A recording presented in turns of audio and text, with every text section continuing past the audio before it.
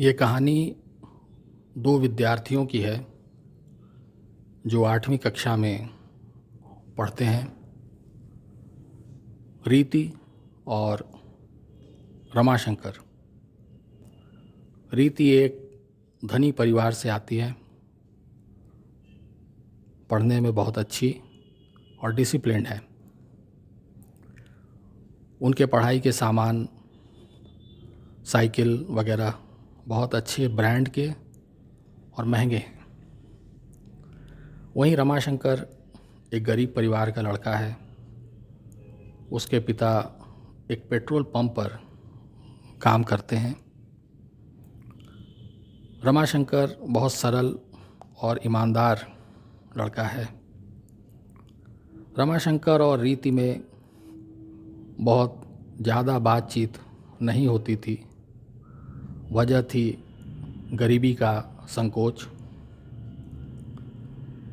कक्षा में कुछ छात्र रीति से ईर्ष्या रखते थे और आए दिन उसके साइकिल या पढ़ाई लिखाई के सामान में कोई ना कोई नुकसान करते रहते थे। कभी साइकिल की घंटी गायब हो गई, कभी साइकिल की सीट को नुकसान पहुंचा दिया, कभी पेन गायब कर दिया। रमाशंकर को यह सब जानकारी थी और उसे ये सब अच्छा नहीं लगता था। एक दिन रमाशंकर को मालूम हुआ कि 2-3 छात्र रीति को हमला करने की साजिश बना रहे हैं। इस बात से रमाशंकर बहुत चिंतित और दुखी हुआ, लेकिन उसने इन लोगों पर कड़ी नज़र रखनी शुरू की। शाम में जब स्कूल की छुट्टी हुई, रीति ने अपनी साइकिल उठाई और घर जाने लगी। थोड़ी देर में उसे आवाज़ सुनाई दी, रीति रुक जाओ। रीति ने अपनी साइकिल और तेज कर दी। अचानक एक लड़के ने हाथ में चाकू लिया और तेजी से रीति की तरफ फेंका। पता नहीं कहाँ से रमाशंकर उस चाकू के रास्ते में आ गया और चाकू उसके पेट में घुस गया। रमाशंकर तड़पते हुए ज़मीन पर गिर गया। उसके पेट से बहुत खून बह रहा था। उसने चाकू निकाला और एक तरफ फेंक दिया और दर्द से छटपटाने लगा। ये जगह स्कूल के बहुत नज़दीक था। इसके लिए तुरंत कुछ अध्यापक घटनास्थल पर आ गए और रमाशंकर को एक अस्पताल में भर्ती करा दिया। जब रमाशंकर के माता पिता को इसकी खबर मिली तो वे बहुत चिंतित और दुखी हुए। सबसे बड़ी चिंता उनको थी कि इसका पैसा कहाँ से आएगा, कितना पैसा लगेगा, कितनी चोट लगी है, उसकी क्या हालत है। ऐसा सोचते हुए वे दौड़ते हुए अस्पताल पहुँचे। दूसरी तरफ रीति अपने घर पहुँची और अपने पिता को सब कुछ बता दिया और कहा, बाबा, रमाशंकर का पूरा ख्याल आपको रखना पड़ेगा। रमाशंकर का एक पैसा भी इसमें खर्च नहीं होना चाहिए। आप पूरी जिम्मेदारी ले लीजिए और तुरंत अस्पताल पहुंचिए। रीति के पिता ने कहा, बेटा चिंता मत करो, हम ऐसा ही करेंगे और पूरी जिम्मेदारी हम अपने ऊपर लेते हैं। ऐसा कहकर रीति के पिता तुरंत अस्पताल पहुँचे। अस्पताल में उन्होंने अस्पताल के मालिक से मुलाकात की और उन्हें कहा कि रमाशंकर का इलाज अच्छे से अच्छे तरीके से होना चाहिए और उसका सारा खर्च हम उठाएंगे। डॉक्टर साहब ने कहा, जी कोई बात नहीं है, ऐसा ही होगा, आप निश्चिंत रहें। रीति के पिता तुरंत रमाशंकर के पास पहुँचे और वहाँ उसके माता पिता को भी उन्होंने आश्वस्त किया कि आप किसी भी प्रकार की चिंता न करें और इसके इलाज का जो भी खर्च होगा, जो भी इंतज़ाम करना होगा, वो सारी जिम्मेदारी हमारी है।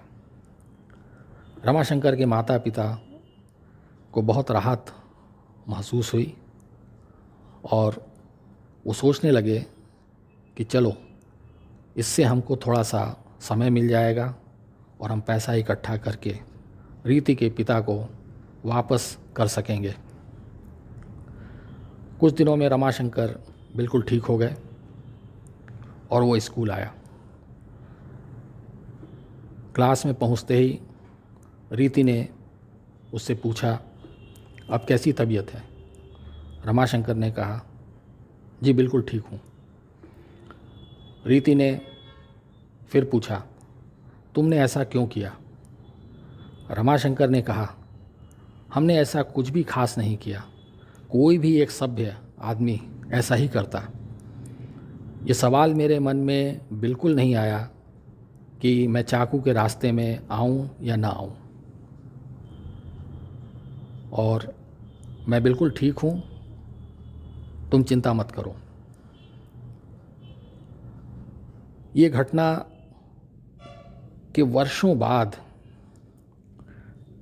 रीति एक बहुत बड़े अस्पताल में एक जानी मानी डॉक्टर बनी और रमाशंकर एक बड़े इंजीनियर बन गए। एक दिन रीति को इमरजेंसी वार्ड से फ़ोन आया कि एक मरीज़ बहुत गंभीर हालत में एडमिट हुआ है, वो बेहोश है और काफ़ी कुछ खून निकल रहा है, कई फ्रैक्चर्स भी हैं, लेकिन उसके साथ कोई भी नहीं है और एक आदमी उसे यहाँ पर एडमिट कराकर चला गया। तो इसका पेमेंट और इसका ट्रीटमेंट अब कैसे होगा? रीति ने पूछा, मरीज का नाम क्या है? डॉक्टर साहब ने कहा, रमाशंकर।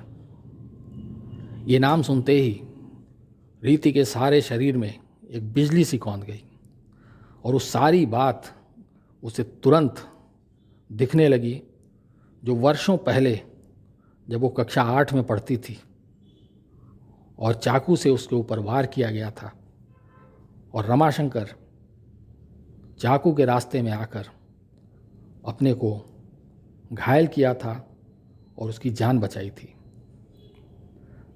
रीति ने तुरंत फ़ोन पर कहा, आप ट्रीटमेंट तुरंत शुरू कीजिए, मैं वहाँ पहुँचती हूँ। डॉक्टर साहब ने कहा, जी अच्छा है। थोड़ी देर में रीति अस्पताल पहुँची और रमाशंकर को देखा। रमाशंकर बेहोश थे और काफ़ी चोट उन्हें आई थी।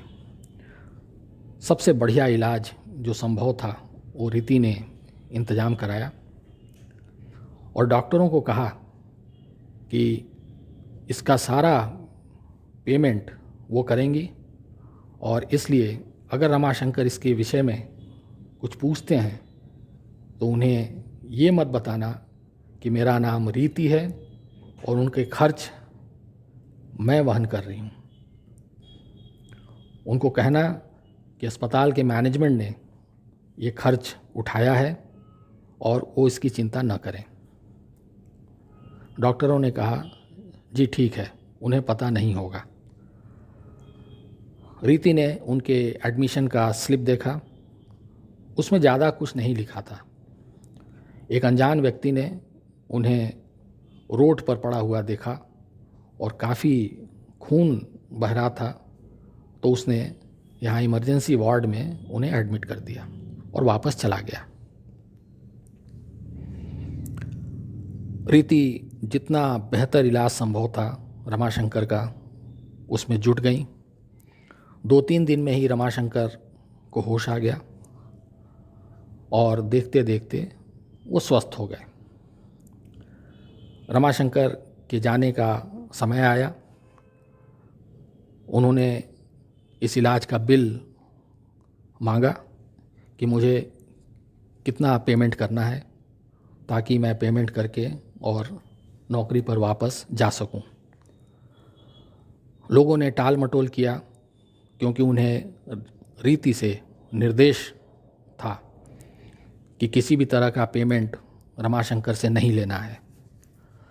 मगर रमाशंकर बहुत सिद्धांत वाले आदमी थे।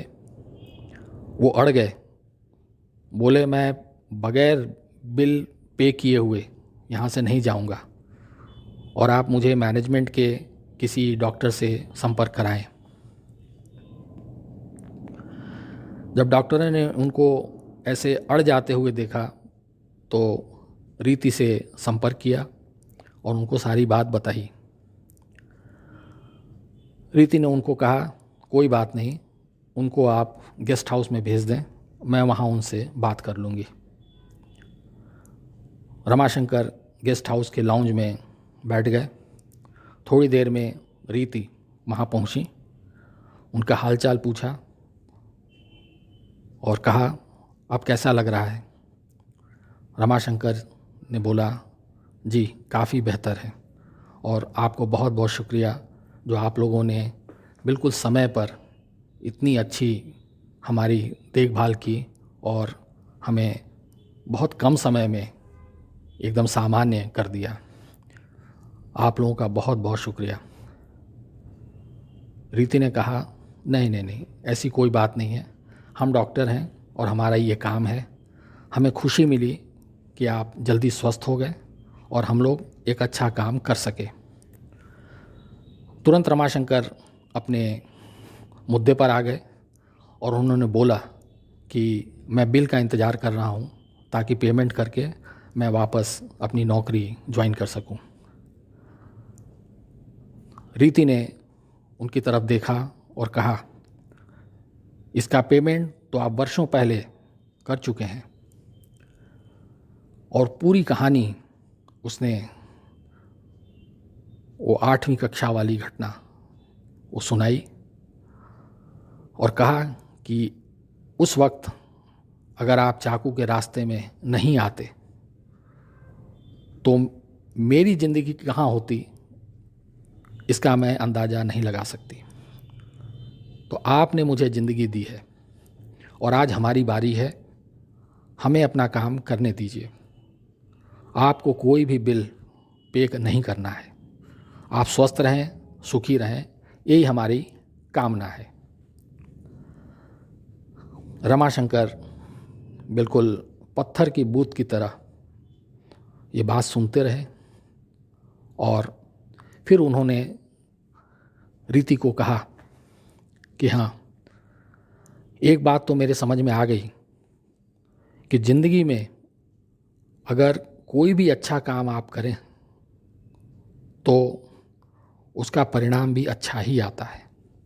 और ये बात बिल्कुल साबित होते हुए मैं अपने सामने देख रहा हूँ और मुझे ये पता हो गया कि बिल मुझे नहीं देना है और आपने इसका पेमेंट कर दिया है। इसके लिए भी बहुत बहुत धन्यवाद और शुभकामनाएं। मीटिंग समाप्त हुई, दोनों अपने अपने जगह पर पहुंच गए। हमें रमाशंकर जैसे लोगों की समाज में बहुत ज़रूरत है जो कोई भी भला काम करते समय दुविधा में न पड़ें कि ये काम करें या न करें।